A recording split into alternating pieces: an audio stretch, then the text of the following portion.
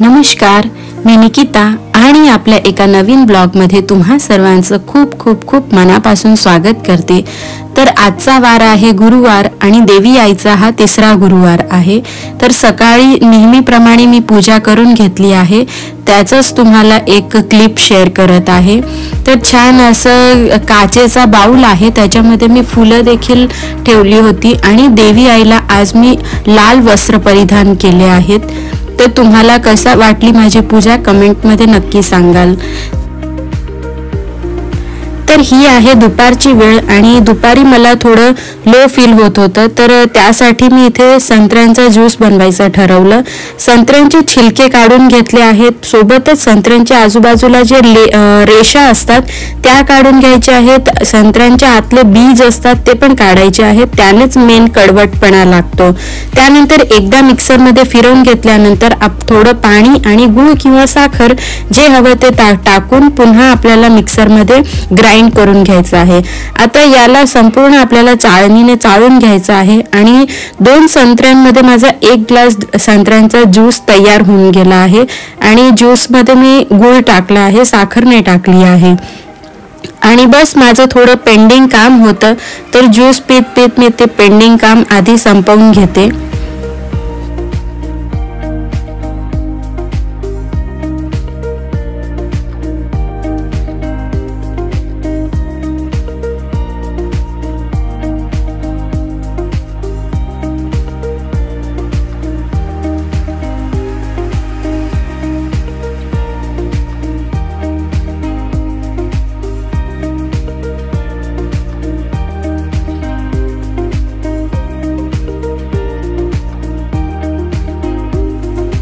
त्यानंतर मग मी इथे किचन मध्ये आले होते, बरीच कामं होती किचन मध्ये, त्यात आज बीटच्या हलव्याची रेसिपी तुमच्या सोबत शेअर करत आहे। तर बीटला मी किसून घेतला आहे, त्यानंतर मग जसा आपण गाजरचा हलवा बनवतो त्याच पद्धतीने बीटचा हलवा बनवायचा आहे।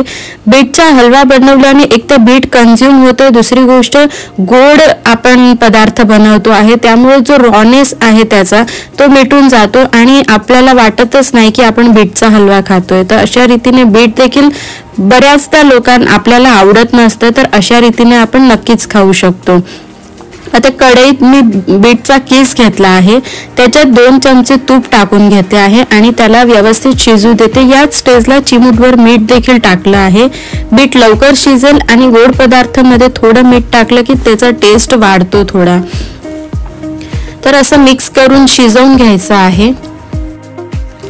ॲक्च्युली आज माझी किचनमध्येच बरीचशी कामं होती, जे गॅस रिलेटेड कुकिंग रिलेटेडच होती। जसं की तुम्ही कुकरमध्ये बघता आहे तो आवळ्याचा जॅम आहे तो बनवून झाला आहे, त्यासोबतच आज मला मिरचीचं लोणचं बनवायचं होतं, बीटचा हलवा बनवायचा होता आणि तूप देखील कढवायचं होतं। तर अशी 2-3 कामं एकत्रच आली होती आणि आवळा मिरची अशा गोष्टी आहेत की ज्या लवकर खराब होऊन जातात, तर ताजे फ्रेश मिरचीचंच लोणचं आणि आवळ्याचा जॅम मला बनवायचा होता, तो देखील मी बनवून घेतला आहे आणि लास्टला मग मी बीटचा हलवा बनवून घेत आहे। या दोघांची रेसिपी देखील तुमच्यासोबत पुढच्या व्हिडिओमध्ये नक्कीच मी शेअर करणार आहे। तर इथे बीट आपलं शिजून झालं आहे, त्यानंतर मी त्याच्यात वेलची पूड आणि दूध घातलं आहे। थोडं दूध आटस तोवर अजून आपल्याला बीटचा हलवा शिजवून घ्यायचा आहे।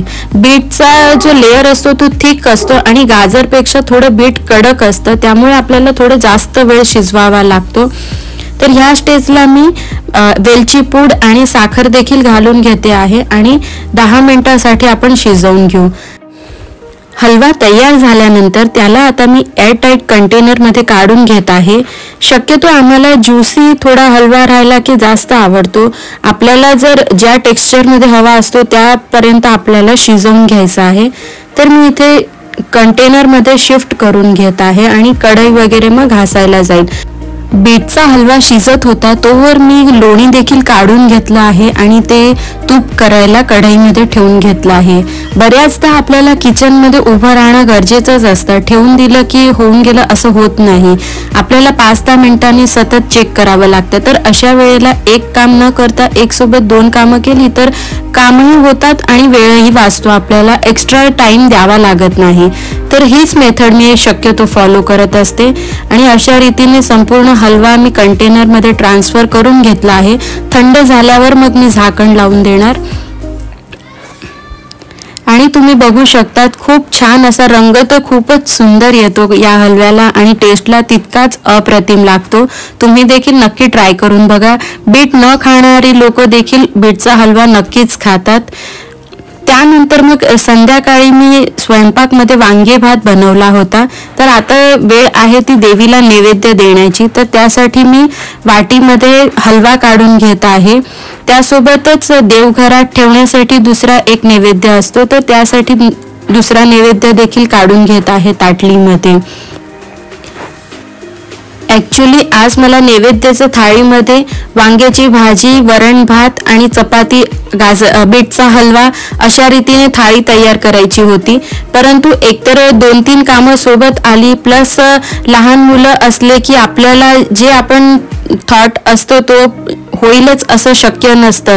तर यामुळे मग मी शॉर्टकटमध्ये वांगे भात बनवला आणि माझ्या मुलीला देखील तो प्रचंड आवडतो, त्यासाठी मग मी शॉर्टकट बनवला।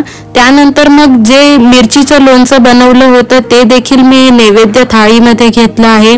आवळ्याचा जो जॅम बनवला होता, जॅम किंवा मुरब्बा, तो पण मी नैवेद्य थाळीमध्ये घेतला आहे आणि सोबतच सॅलेडमध्ये मी काकडी ठेवली आहे। तर अशा रीतीने आजची नैवेद्य थाळी कंप्लीट होत आहे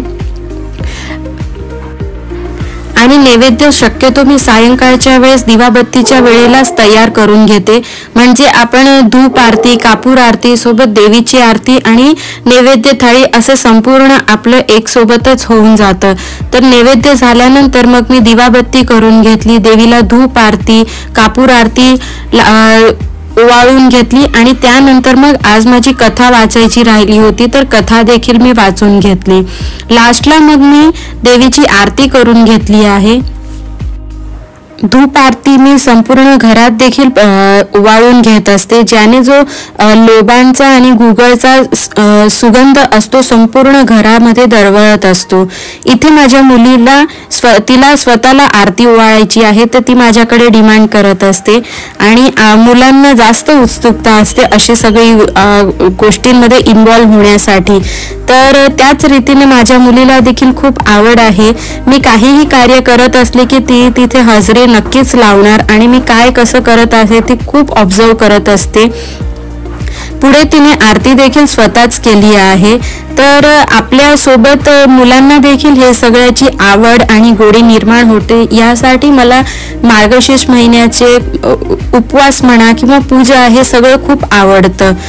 तर मैत्रिणींनो, अशा रीतीने माझं सायंकाळचं रुटीन असतं। तर तुम्हाला माझे व्हिडिओ कसे वाटतात कमेंटमध्ये नक्की सांगा। व्हिडिओ आवडत असतील तर प्लीज चॅनलला लाईक, शेअर, सबस्क्राईब करा। आपल्या फ्रेंड्स आणि फॅमिलीमध्ये देखील माझे व्हिडिओ शेअर करा आणि हो, जेव्हा चॅनलला सबस्क्राईब कराल तेव्हा बाजूला असलेलं बेल आयकॉनला क्लिक करा, म्हणजे माझ्या अशाच नवनवीन व्हिडिओचे नोटिफिकेशन तुम्हाला मिळत राहतील।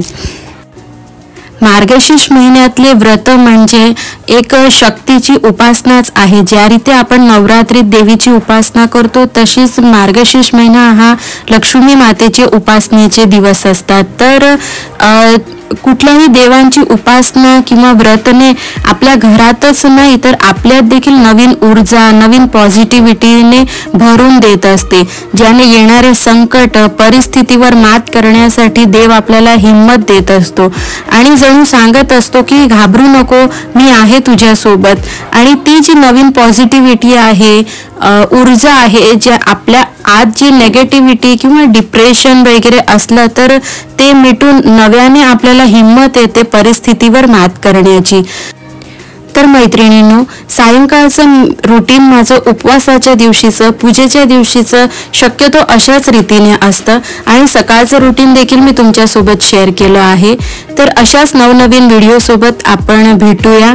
तोपर्यंत bye bye, take care. Video बघितल्याबद्दल खूप खूप धन्यवाद।